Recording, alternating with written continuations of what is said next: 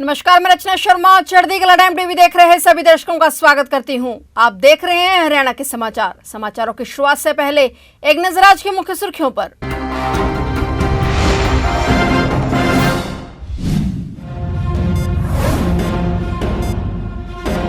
मुख्यमंत्री नायब सिंह सैनी ने हरियाणा सिविल सचिवालय में की प्रेस वार्ता। जीएसटी में मिली राहत पर बोले सीएम सैनी। प्रधानमंत्री के दिशा निर्देश पर जीएसटी स्लैब में की गई भारी कमी।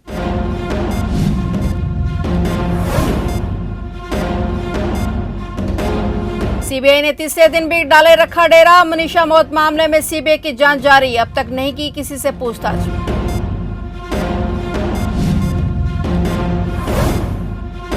हरियाणा के एजुकेशन में शिक्षा विभाग करने जा रहा बड़ा बदलाव। 2026 से लागू हो जाएंगे नए सिस्टम। नए शिक्षण सत्र में आर्टिफिशियल इंटेलिजेंस सिलेबस शुरू करने की तैयारी।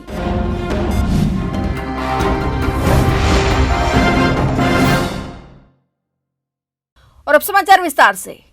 मुख्यमंत्री नायब सिंह सैनी ने आज चंडीगढ़ हरियाणा सिविल सचिवालय में प्रेस वार्ता की। प्रेस वार्ता में मुख्यमंत्री नायब सैनी ने जीएसटी में मिली राहत पर जानकारी दी। सीएम सैनी ने कहा कि प्रधानमंत्री के दिशा निर्देश पर जीएसटी स्लैब में भारी कमी की गई है। इसमें रोजमर्रा के उपभोक्ता सामान सस्ते होंगे। उन्होंने कहा कि देश में जीएसटी की सिर्फ 2 ही मानक दरें 5% और 18% रहेगी। लग्जरी और अहितकारी आइटम्स के लिए 40% की दर रखी गई है। लोगों पर टैक्स का बोझ कम करने के लिए सेस को भी समाप्त किया गया है। सीएम सैनी ने प्रधानमंत्री और वित्त मंत्री का इसके लिए धन्यवाद करते हुए कहा कि जीएसटी सुधारों में कृषि और किसानों का विशेष ध्यान रखा गया है। ट्रैक्टर और ट्रैक्टर पुर्जों पर जीएसटी दरों को कम करने के फैसले का भी सीएम ने स्वागत किया। उन्होंने कहा कि सकल जीएसटी संग्रह के मामले में हरियाणा सभी प्रमुख राज्यों में 5वें स्थान पर है। वित्त वर्ष 2024-25 में हरियाणा में कुल 39,743 करोड़ रुपए का शुद्ध सकल जीएसटी संग्रह किया गया। आदरणीय प्रधानमंत्री जी के दिशा निर्देश में जो जीएसटी कर की स्लैब में भारी कमी की गई है, जिसका लाभ मध्यम वर्ग, गरीब व्यक्ति और आम जन को इसका लाभ मिलने वाला है। मैं सबसे पहले तो सभी मीडिया बंधुओं का, मीडिया पत्रकार छायाकार मित्रों का आज की इस प्रेस वार्ता में स्वागत करता हूं। जो अभी जीएसटी काउंसिल की 56वीं बैठक में जो निर्णय लिए गए, उसकी आप लोगों से मैं चर्चा करना चाहूंगा, क्योंकि आदरणीय प्रधानमंत्री जी का जो सोच थी कि नागरिकों पर बोझ कम करने के लिए और व्यवसायों की मदद करने के लिए, हमारी अर्थव्यवस्था को मजबूत बनाने के लिए कई निर्णय इस जीएसटी काउंसिल की बैठक में लिए गए। मनीषा की मौत को 23 दिन बीत चुके हैं, लेकिन ये मामला अभी हत्या और आत्महत्या के बीच उलझा हुआ है। पहली और दूसरी पोस्टमार्टम रिपोर्ट में विरोधाभास सामने आने के बाद इस मामले ने प्रदेश भर में बवाल खड़ा कर दिया था। चर्चित मनीषा मौत मामले में दिल्ली से आई सीबीआई की 6 सदस्यीय टीम लगातार तीसरे दिन भी भिवानी के लोक निर्माण विश्राम गृह में डेरा डालकर जांच में जुटी हुई है और शुक्रवार को भी सीबीआई अधिकारी ने दिन भर रेस्ट हाउस में ही समय बिताया और मनीषा मामले से जुड़े किसी भी व्यक्ति से पूछताछ नहीं की। वहीं दिल्ली एम्स में हुए तीसरे पोस्टमार्टम की रिपोर्ट को लेकर मनीषा के परिजनों की उत्सुकता बढ़ गई है। अब तक परिजन इस रिपोर्ट से अनजान है, जबकि पहली 2 रिपोर्टों में भी मौत की गुत्थी सुलझाने में अभी तक कोई ठोस निष्कर्ष सामने नहीं आया है। मुख्यमंत्री नायब सिंह सैनी द्वारा 20 अगस्त को मामले की सीबीआई जांच की घोषणा के बाद 2 सितंबर की दोपहर सीबीआई टीम भिवानी पहुंची थी और टीम के 6 सदस्य 2 गाड़ियों में आए और जहां डेरा डालने के लिए बाद ही भिवानी पुलिस से अब तक की जांच के तथ्य जुटा लिए हैं। और हालांकि पुलिस अब इस केस से पूरी तरह से अलग हो चुकी है। फिलहाल सीबीआई के हाथों में जांच आने से माहौल शांत है, लेकिन सीबीआई अधिकारी कब तक प्रारंभिक जांच पूरी कर पाएंगे और मनीषा मौत की सच्चाई को सामने ले पाएंगे, इस पर फिलहाल कुछ कहना मुश्किल है। हरियाणा की एजुकेशन में शिक्षा विभाग बड़ा बदलाव करने जा रहा है। दरअसल नए शिक्षण सत्र 2026 में विभाग आर्टिफिशियल इंटेलिजेंस सिलेबस शुरू करने की तैयारी कर रहा है। विभाग इसे 4 फेज में लागू करेगा और पहले फेज में एआई सिलेबस क्लास 9वीं के स्टूडेंट के लिए होगी। पढ़ाई और टीचर क्लास और टीचिंग के एआई इक्विपमेंट की शामिल किया जाएगा ताकि लेसन को अधिक आकर्षक और व्यवहारिक बनाया जा सके। इस मुहिम को सफल करने के लिए शिक्षा विभाग करीब 1 लाख टीचरों को चरणबद्ध तरीके से ट्रेनिंग भी देगा। हरियाणा के शिक्षा मंत्री महिपाल ढांडा भी अपने स्तर पर इस मुहिम का मॉनिटरिंग कर रहे हैं। उन्होंने अधिकारियों से कहा है कि जल्द से जल्द इस पर बचा हुआ काम पूरा कर लिया जाए और 15 विषयों में 40 से 45 मिनट की अवधि में पढ़ाए जाने वाले इस पाठ्यक्रम का उद्देश्य छात्रों में रचनात्मकता, समस्या समाधान कौशल, डिजिटल उपकरणों के उपयोग को बढ़ावा देना है, जिससे उच्च शिक्षा और नौकरी के लिए उनकी संभावनाएं मजबूत होंगी।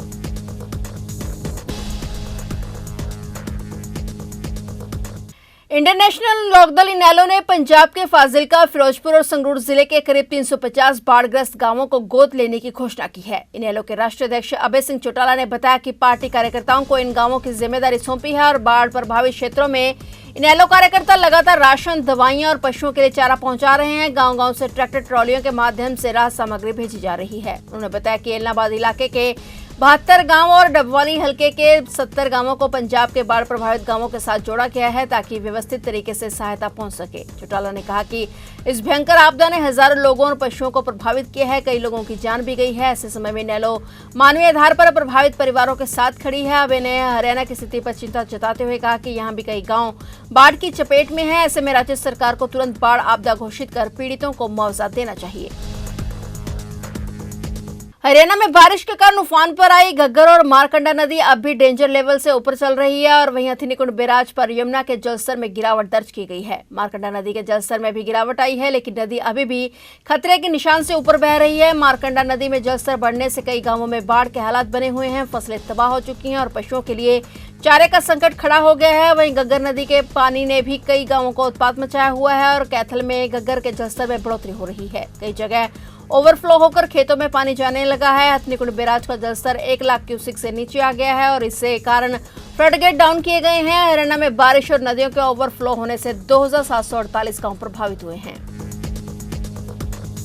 हरियाणा कर्मचारी चयन आयोग की तरफ से 26 और 27 जुलाई को आयोजित की गई कॉमन एलिजिबिलिटी टेस्ट परीक्षा पर उठाए गए सवालों पर पंजाब एवं हरियाणा हाईकोर्ट ने एक और याचिका खारिज कर दी है। ये याचिका एक अभ्यर्थी द्वारा दायर की गई थी, जिसमें आरोप लगाया गया था कि परीक्षा के दौरान उसके सहायक लेखक को बैठने की अनुमति नहीं दी गई। आयोग के चेयरमैन हिम्मत सिंह ने अपने फेसबुक पेज पर हाईकोर्ट के इस फैसले की जानकारी दी। जांच में यह तथ्य सामने आया कि अभ्यर्थी ने अपने ऑनलाइन आवेदन पत्र में सहायक लेखक के लिए नहीं विकल्प चुना था। नियमों के अनुसार ऐसी स्थिति में सहायक लेखक की अनुमति नहीं दी जाती। इसके बावजूद अभ्यर्थी के हित में आयोग ने मौके पर उसे सहायक लेखक उपलब्ध करवाने की अनुमति दी थी, लेकिन स्वास्थ्य कारणों का हवाला देते हुए सहायक लेखक ने स्वयं परीक्षा देने से इनकार कर दिया और इसके बाद अभ्यर्थी अदालत पहुंचा, परंतु हाईकोर्ट ने तथ्यों के आधार पर आरोपों को निराधार मानते हुए याचिका को खारिज कर दिया। आयोग सदस्य चौहान ने कहा कि परीक्षा प्रक्रिया पूरी तरह निष्पक्ष और पारदर्शी तरीके से पूरी की जा रही है। रिजल्ट में देरी या पुनः परीक्षा करवाने की नीयत से कुछ लोग अदालत का दरवाजा खटखटा रहे हैं। आयोग जल्द ही परिणाम घोषित करेगा।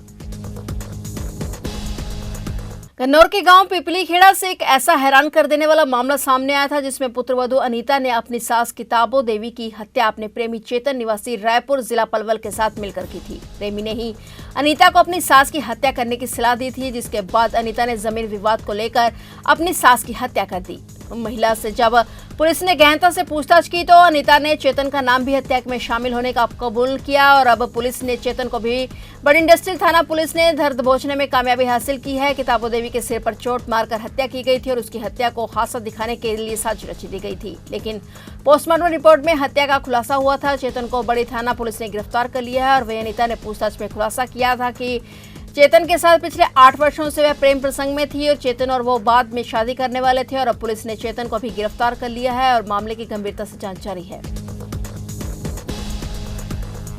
सिरसा जिले के गांव मोडिया खेड़ा में हिसार घग्गर ट्रेन शनिवार तड़के करीब 4 बजे अचानक टूट गई। इससे 100 फुट कटाव होने से पानी तेजी से खेतों की तरफ बढ़ रहा है। अब तक दरमा और धान की 200 एकड़ फसल डूब चुकी है। वहीं 10 ढानियां भी पानी के बहाव में आई हैं और सेम नाला के टूटने की ग्रामीणों ने जिला प्रशासन को सूचना दी। सूचना मिलते ही सिंचाई विभाग और जिला प्रशासन के अधिकारी मौके पर पहुंचे। हिसार घग्गर ड्रेन में पिछले 2 दिनों से लगातार जलस्तर बढ़ रहा है। इसमें गांव नाथुसरी कला में 2 दिन पहले ओवरफ्लो हो गई और इसी के साथ गुड़िया खेड़ा में भी 2 बार लीकेज हो चुकी है। सेम नाला जलस्तर बढ़ने से ही गांव मोड़िया खेड़ा के पास टूट गया है।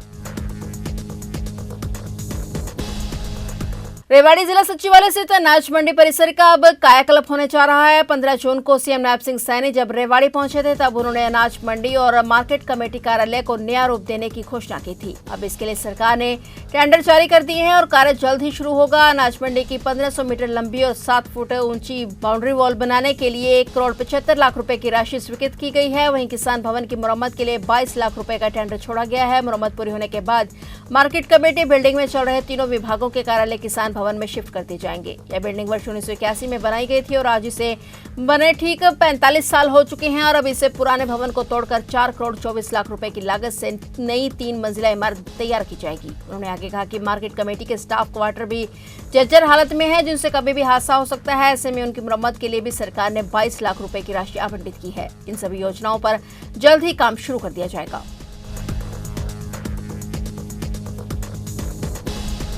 कुरुक्षेत्र के पिहोवा के गांव बीबीपुर के समीप मारकंडा के उफान से आई बाढ़ के पानी में डूबने से एक युवक की मौत हो गई। गांव चनालहेड़ी के 19 वर्षीय अरुण की मौत से पूरे गांव में शोक की लहर दौड़ गई। 3 दिन पहले ही अरुण के बड़े भाई राजेंद्र के घर बेटा पैदा हुआ था। पूरा परिवार इस खुशी में डूबा था, लेकिन अरुण की मौत के बाद मातम छा गया। मजदूरी कर गुजारा चला रहे परिवार पर दुखों का पहाड़ टूट पड़ा है। करीब 2.5 घंटे तक अरुण की तलाश में गोताखोरों और ग्रामीणों ने सर्च ऑपरेशन चलाया और इस दौरान एक और युवक को डूबते हुए गोताखोर प्रगट सिंह ने बचा लिया। और गांव के पूर्व सरपंच जुगनू के मुताबिक गांव चनाहेड़ी के से करीब 1.5 किलोमीटर दूर बीबीपुर झील में मारकंडा से आई बाढ़ का तेज बहाव है। झील में पानी 3 से 4 फीट है, लेकिन इसके साथ ही एक खेत में करीब 8 से 9 फीट तक गहराई में है, जहां कुछ बच्चे नहा रहे थे और इन्हीं के बीच से अरुण ने भी नहाने का प्रयास किया तो वह गहरे पानी में चला गया। प्रशासन की ओर से लगातार अपील की जा रही है कि गहरे पानी की ओर कोई भी ना जाए और इसके बावजूद ये हादसे कम नहीं हो रहे। ये आज दोपहर को बच्चा है अरुण चनारेडी से, वो यहाँ पानी में नहा रहे थे और वो साथ ही खेत में पानी काफी ज्यादा था, वहाँ डूब गया था। जो प्रशासन ने और गांव के लोगों की बड़ी मदद से और मिस्टर प्रकट सिंह आए थे, उन्होंने काफी सहयोग किया और उसकी नाश हमें खेत से मिल गई है। फिलहाल हरियाणा के समाचारों में इतना ही और नए समाचारों के साथ फिर से हाजिर होंगे। तब तक के लिए देखते रहिए चढ़ती कला टाइम टीवी।